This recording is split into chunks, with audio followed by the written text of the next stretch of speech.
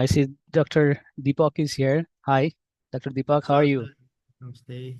Yes, Dr. Pushpa is also here. Hello. Hello, Ratan. Yes, nice to have you here.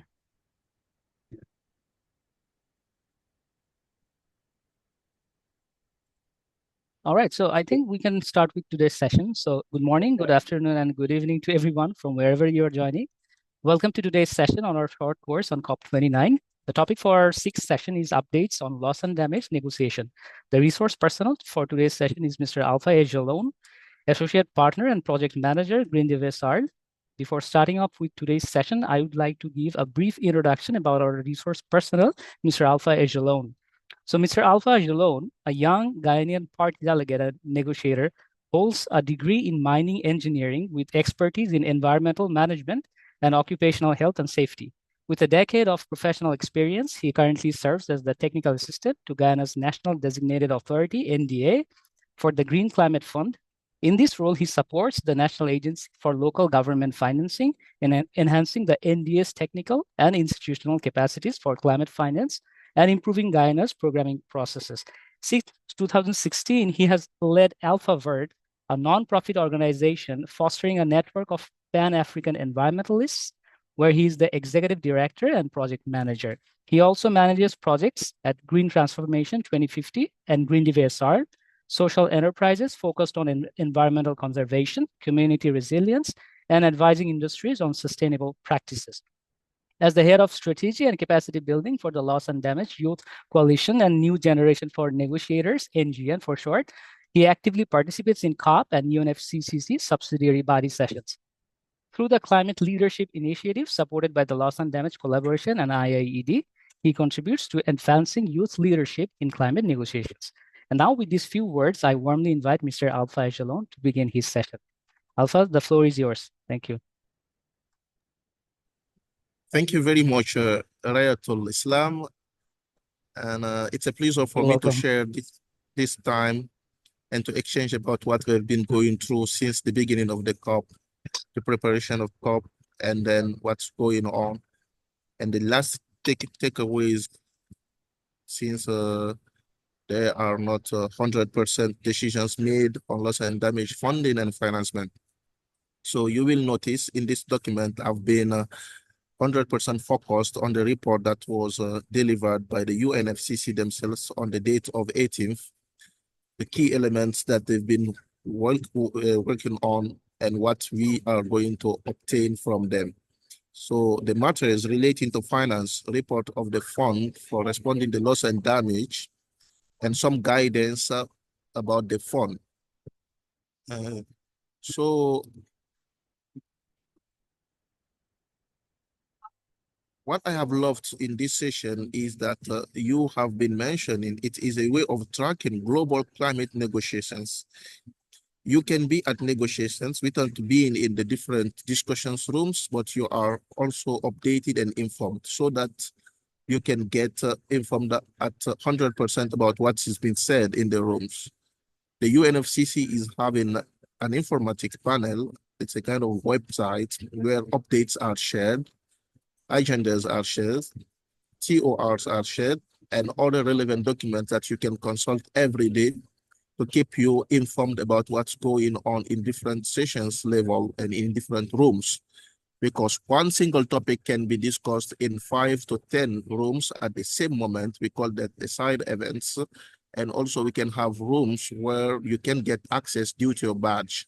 So for that, to be navigating COP without being in COP or with being in COP, but without being able to access all places of the COP is something really relevant to be talked about. So how did I do to summarize these takeaways?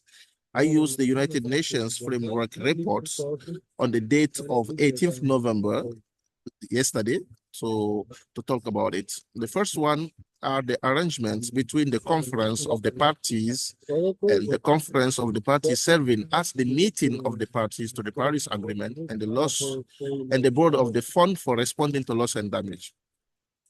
The main purpose of that was that the arrangements is to set a working relationship. How are we going to map a schema? How to involve the COP the CMA, and other boards to ensure that the fund is accountable and it functions under the guidance of the COP and the CMA themselves. So both of these elements will consistently help governing the instrument on financial mechanism that will be discussed later about the Warsaw International Mechanism. So this will help receive guidance from the COP and the CMA on the different policies, the program priorities, and the eligible criteria. So what are we going to consider about the decisions that have been taken on this fund? Among others, we can have the arrangements reaffirmation that the board has the entire responsibility for setting this strategic direction of the fund and for the fund's governance and operational modalities, policies, frameworks, and work program, including relevant funding decisions. Also, the second point is that the COP and the CMA should provide additional guidance to the board for three reasons: to clarify policies, because we can have many documents, and what are we going to focus on as a policy, and also to prioritize programs and get a clear detail about the criteria of eligibility to get access to this fund due to the impact of loss and damage in what you are doing. So the third point is that the considerations must be also on modalities by which a particular funding decision may be reconsidered, as it was mentioned in some articles of the documents. So you can see also the documents, as I have added one document separated in Word. So you are going to share that with them. And then we have the second document working on the annual reports of the board to the conference of the parties, and the conference of the parties serving as the meeting of the parties to the Paris Agreement. So this annual report has some takeaways points that I'm going to mention here. The first one is a synthesis of the different activities on the implementation and a global list of activities that have been approved, as well as for the financial reports.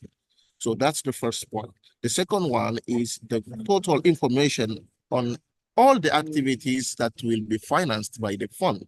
We need to understand that and know them too.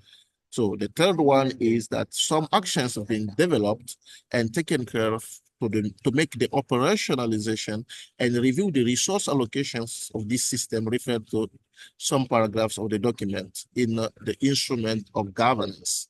So the fourth one will be some reports or many reports will be based on evaluations. Independent assessment will be made to get at the top of performance of the fund to refer on this instrument on governance too.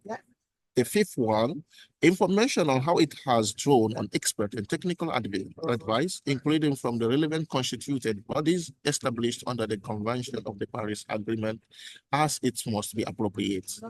The sixth one will be high-level dialogue that will be organized to get access to information and share decisions that have been taken, so that it will be clear in descriptions given in documents that parties can and are following as it must be done for this funding. The last point on the annual reports that's been decided day before yesterday was that some actions must be taken to enhance coordination and complementarity between the governing instruments, and also taking care of all recommendations that are going to be given by the COP and the CMA during different discussions to sustain the governance instrument.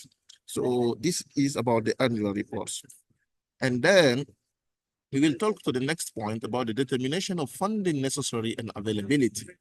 So the board has decided to include information in its annual reports to the COP and the CMA on its long-term fundraising and resource mobilization strategy as appropriate. So this is highlighted in bold for you to understand that we are going forward about loss and damage. The place where the COP and the CMA has decided to take this information and to include them in their annual reports will highlight parties will highlight different constituencies to see what's going on about the loss and damage fund. And that will also become an update annual based about what are being done since we meet at COPs and when we share like meeting again in SBs or SBSTAs. So for the periodic review of the fund, it's been mentioned that the governance instrument of the fund will be a subject of periodic reviews conducted by the COP themselves and the CMA. So, which will inform by inter alia the results of independent evaluation of the performance of the fund referred to some paragraphs of the document, particularly the paragraph 64 on governance and the annual reports of the board to the COP and the CMA. Now, let's talk about the point on cooperation between the secretariats of the fund and the secretariats, the UNFCCC secretariats, the different representations of the board in sessions of the conference of the parties, and the conference of the parties serving as the meeting of the parties to the Paris Agreement. 2 points have been taken care about, so I've mentioned them in this slide that you can read also on your screen. First, the secretariat of the fund may, sometimes I say shall, as necessary and subject to the direction of the board of the fund, cooperate and exchange views with the UNFC Secretariat on matters relevant to the operation of financial mechanism of the Convention and Paris Agreement, including implementation of these arrangements between the COP, the CMA, and the board, coordination with other international financing channels, and funding arrangements as appropriate. So these three aspects must be taken care of. The first one, the different arrangement between the COP, the CMA, and the board, how to coordinate actions at the international level and financing. So the last one, how to fund and what arrangements we can get when funding different situations linked to loss and damage, and participation of representatives in sessions of the COP and the CMA. The second point, and the last one, I think it's really important for people who are not attending COP to understand, is that the participation of representatives of the UNFCCC Secretariat in meetings of the board and of the Secretariat of the funding sessions of the COP and the CMA is to be governed by the rules of procedures of the board themselves and the draft rules of procedures of the COP respectively. So we start first by the rules of procedures of the board, and then we get a draft that will be supported by procedure of the COP rules. So these are the two. And then we can continue. Oh, excuse me. Yeah, here we are. So the final clauses that I am going to highlight about the fund for responding to loss and damage are these 3 points. First, these different arrangements I've been mentioning up before here can only be modified by mutual written consent of the COP, the CMA, and the board. They have decided that. The second one, that these arrangements are effective upon approval by the board and subsequent approval by the COP and the CMA. And the last point, that these different arrangements may only be terminated by mutual written consent of the COP, the CMA, and the board. So you have the link to get access on the Unpacking the Loss and Damage Landscape, WIM XCOM, and the COP29 presidency event. The report is not already updated because yesterday we had some discussions on which the report had elements that are going to be changed. So the drafter was not added on the website, but this link is the one that will going to guide you directly to the documents that will be provided accordingly. I hope that you will enjoy the content of what we have been developing. Thank you, Irayatul, for sharing it in the chat. No worries, brother. My pleasure. Okay. So the last point is going to be 100% based on the Warsaw International Mechanism for Loss and Damage associated with climate change impacts. So some of us know what the WIM is, but I've decided first to refresh memories about the WIM as an establishment institutions since 2013 that's been here to enhance knowledge and catalyze action and support in a coordinated manner under the UNFCCC process. So the coordination and catalyzing actions are made by the WIM. You have also the Santiago Network on Loss and Damage that's also under the WIM supervision. At the last review of the WIM in 2019, the technical assistance facility was established. So like I was saying about the Santiago Network on Loss and Damage, which has since then become operational. So some discussions are made in that to establish technical assistance to see what's necessary and how to support those who are going to get funding. So in addition, the last review of the WIM led to a number of new mandates and provisions that catalyze further support and open up critical space for deliberation on ways to mobilize finance for loss and damage, resulting in the establishment of the fund for responding to loss and damage. So this is just to refresh minds from 2013 to 2019, what's been happening, and up to 2024. Now, based on these different information on the current status of the work of the WIM, since the last review in 2019, the event will bring together parties and non-party stakeholders to discuss the long-term vision of how the current global loss and damage support system under the UNFCCC and the Paris Agreement can effectively assist developing countries to implement approaches to respond to loss and damage, and specifically how the institutional arrangements of the WIM will be. So the document that's been sharing and this other one will include some thematics of expert groups and Santiago Network. So this document also, you can find it through the link that's been already shared. They are following each other on the same page. Then the key documents for the Warsaw International Mechanism for loss and damage associated with climate change are these three documents. The documents have not been uploaded on the website, but you must know that these documents have been talked about during discussions. The first one was 100%, the draft was 100% proposed the 16th November, last 16th November. And I hope that the UNFCCC is going to provide the document within these coming hours. So it's the joint annual report of the Executive Committee of the Warsaw International Mechanism for Loss and Damage associated with climate change impacts and the Santiago Network for averting, minimizing, and addressing loss and damage associated with adverse effects of climate change, and the 2024 review of the Warsaw International Mechanism. So this document is going to give you 100% information about what's the Executive Committee of the WIM and the Santiago Network co-chair and chairs been mentioning to address loss and damage associated with these impacts. So the second document is the 2024 review of the WIM and loss and damage associated with the change. So you will see little change between the one has been proposed in the during the day before we get our free day. So and this one of the 16th. The one of the 16th will include the report and also the review. As particularly the one on the 14th is going to inform you about what's been said on the review.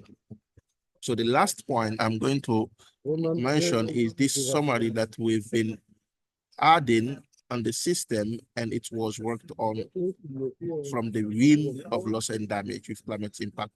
The report was made by the Secretariat of the EXCOM itself.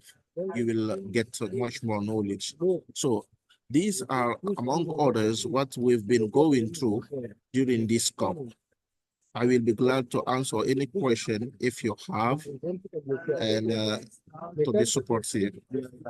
Thank you very much. Thank you very much, Mr. Alpha Djalon, for your time and effort. I really appreciating all of your efforts here, because you have tried your level best to give us updates on this particular topic. And I was wondering whether you'll be sharing the Microsoft Word version of the document you shared with me earlier. So if you want, I can share it with all of my participants here. That's okay. Yeah, that's the case. You can share both because what's on the Word document is not what I've been talking about here. The other one is a report from an institution that has been working on the different key elements since we started this COP. So it's well informed. I just made a summary of what we've been going through so that people can know what documents you will be able to download after the COP. So you will not like lose your research on going through all the websites. You have like targeted documents, the three main documents. Yes. Once you get these three documents, it's like you attended all discussions on loss and damage. Right. So, dear participants, I'll be sharing two documents. The first one is the PowerPoint slides that Mr. Djalon presented, and the next one is on loss and damage negotiation updates. Okay. So I'll be sharing two documents with all of you. And now, for the question and answer session, if anyone have any questions, they can raise their hands, or you can put your questions in the chat box. I think Miss Mariana has a question. She's writing that has the mechanisms through which non-annex one country members will access funds through the loss and damage fund. For example, accreditation of implementing entities been determined, Mr. Alpha? Yeah, so the mechanism through which non-annex one country members will access fund through the loss and damage fund, accreditation of implementing entities been determined. No, it was not determined yet. What I've been mentioning are the points that have been determined at this point of time. So discussions are going on until now to determine how these different annexes are going to be taken care of. But what's the most important is that the willingness of the UNFCCC to report on loss and damage every single year.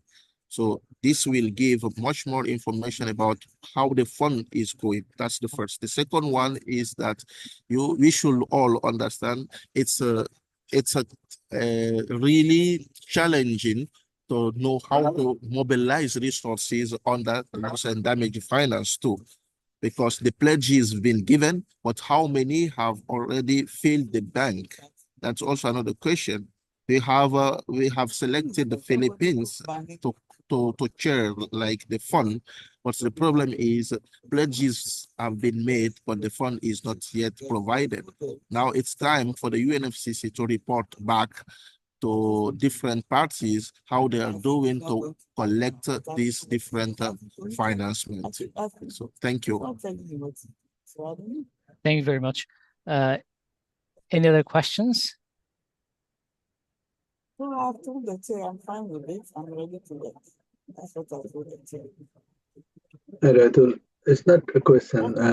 I can see in the chat that some of our friends who's taking course are also there.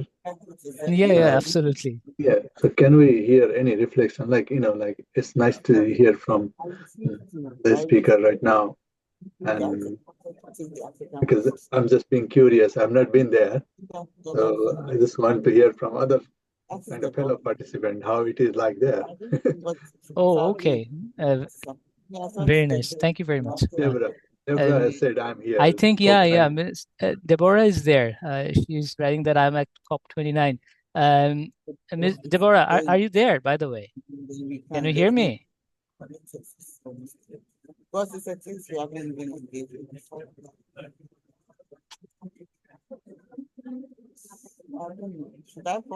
I think she can be busy at the moment. So, Miss Deborah, can you hear me? That's fine.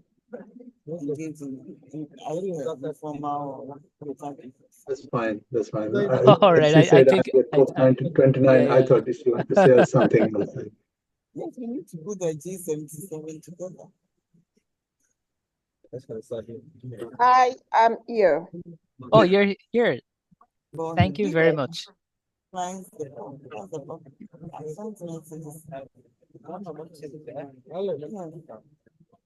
he told me he was in the last time.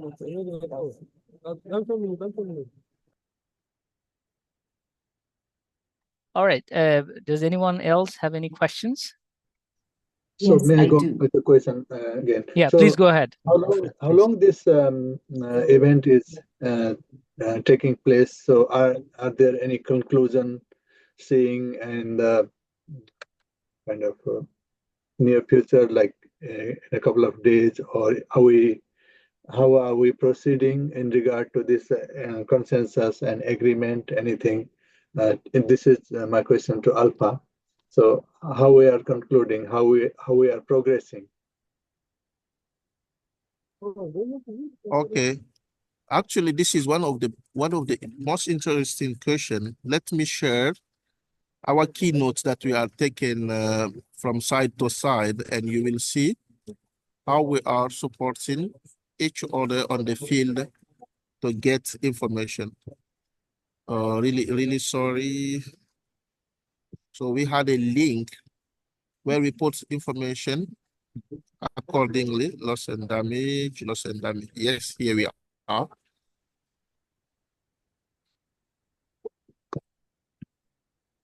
Excuse me. This will take a little bit time. Sure. So are you seeing my screen?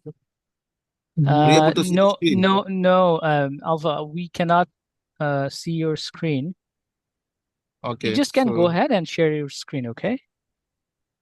Yeah, this is what I want to do. Mm-hmm.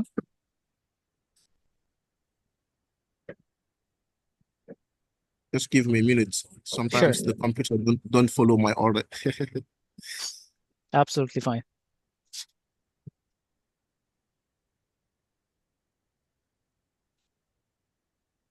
Yeah.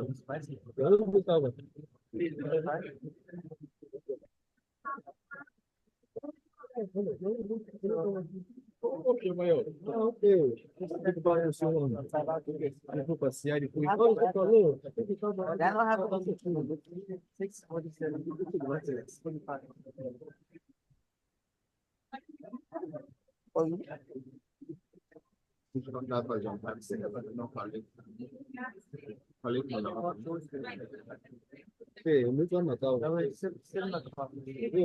Alpha, how many delegates are there at the moment at the venue?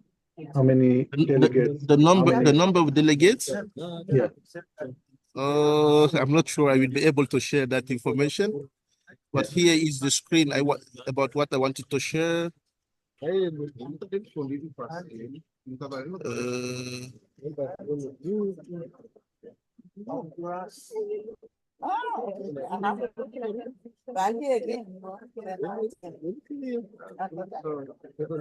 don't know. Yeah, it's coming now. Can you see my screen? Yes. Yeah. And Alpha, would you be kind enough to close or minimize those boxes because they're blocking the text that you're trying to show? Is it good now? Yes. Okay. So this is the document we are reporting on every single step. So you can see the ministry, like countries, how the countries are doing. This is for Ireland country, for example, or Eritrea, the different point mentioned by countries. So you have Tunisia, you have also New Zealand, you have Qatar, and you have Australia, you have Norway, Estonia, and other countries. So what we are doing, while the discussions are going on, we take points. We have different colleagues who will be in different places by the same moment. So this document provide information, but it's like just an informative document to know what's been said on the other side and to coordinate with those who are not in the same place so that we will not be discussing on the same point with having different view of the same point. So this guide document is also the one that's giving us opportunity to summarize what's going on every single day. So it goes like now to 250 pages. It will be well shaped at the end of discussions, and we will get a report. Like we are seeing this moment, they are reporting on Gambia, what they are doing, and what they are saying about the new quantified the new collective quantified goal. So you are seeing our colleagues is already mentioning things about it. So this is what I wanted to say. The mechanism we are working on the field. Yeah, thank you. Thank you very much.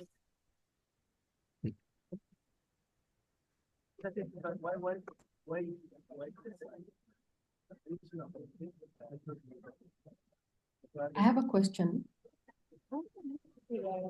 Yes, please go ahead. Thank you so much, Alpha. My name is Sophie. I'm from Kenya. Okay. I just want to grow from the climate finance debate. And you remember from 2009, the issue that has been back and forth in terms of climate finance is the issue of definition and having that clarity in terms of what exactly constitutes as climate finance. And one of the things I wanted to understand is that in terms of this discussion, as far as loss and damage is concerned, we have different issues, not just about the economic loss, social issues, but also when you look at issues of cultural heritage and heritage loss, especially when it comes to indigenous communities. I'm wondering whether there is a clear, at the beginning of it, a very clear definition of what exactly constitutes as loss and damage that can actually be compensated given the climate impact, and also in terms of questions of legality, like for example, developed countries can question issues in terms of the legality of the event, the loss that have actually happened, or the damage that has actually happened to a certain community that probably is actually seeking compensation for the losses they've actually gone through. Are those issues taken care of? And when you look in terms of loss and damage, climate finance, aspect of adaptation, mitigation, is there, I've been going through COP, I'm actually not attending, but the aspect of having loss and damage specifically as separate, especially under the new quantified goal on finance, in collective goal of finance, in terms of having loss and damage specifically alone, so that we can say this is the amount of money that is required by developing countries for loss and damage. This is the amount of money that is actually the quantum required for adaptation. And this is the amount of money that is required for, so that we don't have the back and forth that we've been having for years. And we start now we have agreed on a fund, but then access of it is contentious. Communities, countries cannot access. And also we have the aspect of legality issues in terms of developed countries questioning whether this particular aspect constitute as a loss and damage, something that can be paid. Are those gaps, borrowing from the climate finance debate, are they sealed within the negotiations that is actually happening? Okay. Thank you for your question. I will start first by the terminology, the different words that we are using linked to climate finance or other different terminologies like loss and damage, non-economic, both and economic one. So I am going to share a document with Rayatul Islam that will be about climate negotiations terminology. It was a new release document from IIED that will inform about the different terminology we are using here. Even myself, I am going through that document time by time to understand exactly how we get like the point of what's been said. So I will share that document. I'm just trying to see if I can find it, and then I will share it to him. And also today, for example, we received from the UNFCCC themselves a document that they said it's a takeaway note. What's the definition of takes note and notes? So you see, even the way we are struggling in getting right information or understanding of concepts and words is the same challenge we are having here. Sometimes the UNFCCC themselves have to take a step to define the word clearly in a mention mark. So I'm going also to share that document. It's the 55th document that's been shared about terminology. Now, let's come on non-economic losses if they are taken care or if they are going to be financed. So we all know that non-economic losses are really difficult to be quantified. So the quantification is what's going to be the challenge. The new collective quantified goal will propose a wide and large aspects of what's going on and discuss for both adaptation, mitigation, and the Santiago Network on Loss and Damage is going to propose a technical document that will take care of both the economic aspects of losses and the non-economic aspect of losses. So these two combined documents will help us get in the future discussions a clear aspects about the amounts that must be given. Because at this point of time, we can't exactly say how it costs to lose a heritage, like a cultural heritage or a traditional practice or a language. So I am also active in my country when it comes to migration, forced migrations due to like sea level rise or displacement due to some extreme events and stuff. But I know a thing, at the beginning, you are not even aware about what you are going to lose as non-economic. The first evaluation is also running around economic aspects like bridges, houses, lands for growing crops, schools, and stuff. So these things are material things that we can evaluate quickly and get feedback from. But the other aspect, like I leave my community, I'm going to join a new community. What am I going to be in this community? How am I going to communicate? Will my language be threatened or my expressions are going to be forgotten to new expressions? Various things. So this is what I can mention at this point of time.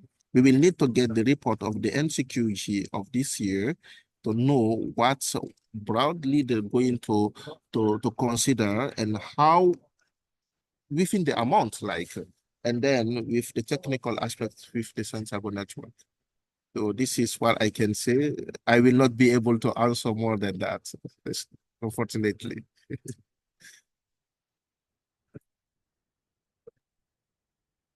Thank you very much, Alpha. Any more questions from our participants? I mean, it's not right. I'm not that right. I would never have accepted Just share the document with you, Ayatul. Yeah, absolutely. I'm going to send the second one with the terminology. Okay. It was Please proposed do. by Please do. IIED.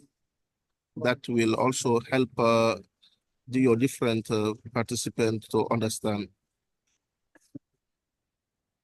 I do think my proposal, honestly, is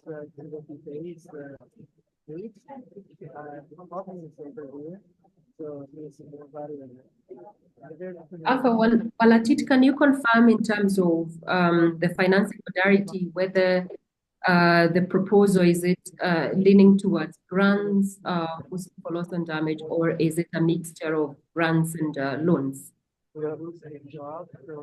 I'm not sure the decision has been made about that, but what I've heard about is that this fund will not be like the fundings of Green Climate Fund or other adaptation fund. This one is a response, a quickly response. So the mechanism must be totally different from the other mechanisms that we've been having. So the WIM is going to propose the right approach that how countries can get access directly. And I think also different countries, developing countries will be appointed at the beginning of the things, because the loss and damage response fund may be a collective fund from the countries of North, but will not be used like to fund the North. For example, it's going directly to fund the countries of the South, those who are dealing with the impact of what's been done by developed countries. So at this kind of way, maybe they will look at how they approach it. During last SPs, there were two propositions. The first one was that in countries where we have direct entity access to grant, like from adaptation fund or green climate fund, the money can transfer directly to these entities to get access to communities for countries, those who have already these entities. Then for countries, those who do not have these direct entities, they are going to proceed through the World Bank process to get access to the funding as needed. So these were the different points discussed at the SBs. previously. But at this moment, what's been adopted, I don't know exactly how they're going to proceed. Yeah. And in your opinion, what do you think in terms of accessing money through World Bank or through these entities? One of the things that mostly when it comes to accessing money that are, that control by the entities that are giving you money in terms of countries, do you think, given this is a fund, it's a payment for loss and damage, do you think, what is your opinion in terms of how countries should, the best modality, the best way by which it would be for these countries or communities to access this particular money to avoid,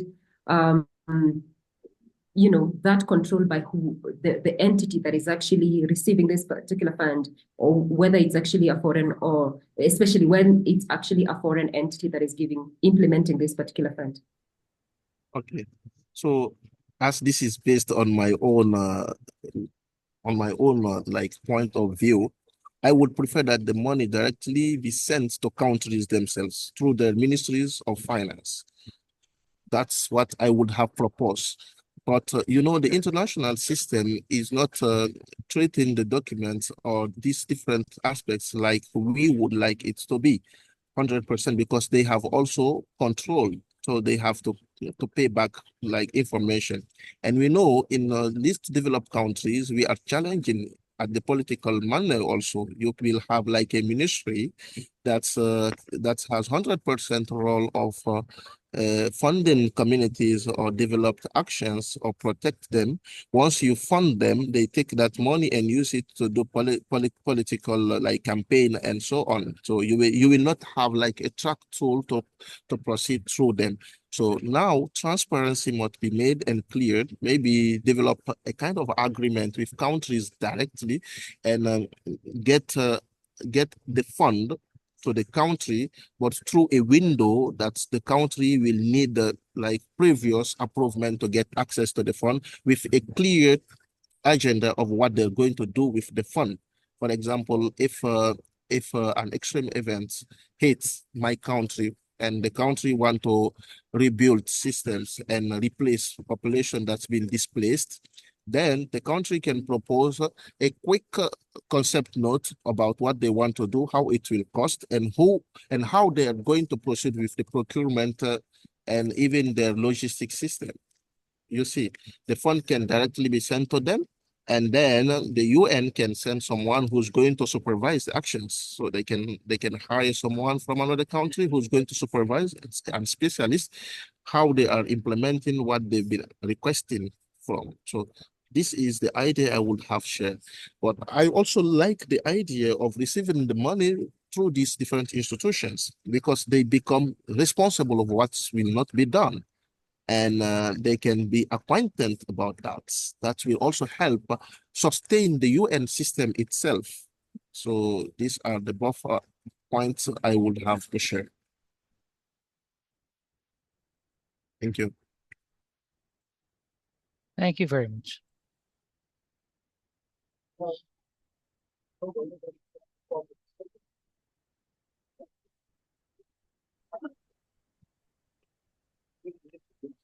Any more questions? I will have to run. We are having our Absolutely. ministry So training. thank you very much, Mr. Alpha, Yep. for your time. And to our participants, if there's any session tomorrow, I'll be sending you the link and as well as the topic for the next session. And I'll be sharing today's materials along with yesterday's lecture materials with all of you, okay? So have a nice day, and I'll see you all in the next session. Bye-bye. Thank you. Bye-bye. Bye. Thank you Take very care. much. See you. Bye, Thank Raisa. you. Take Take care. care. Bye-bye. Bye-bye.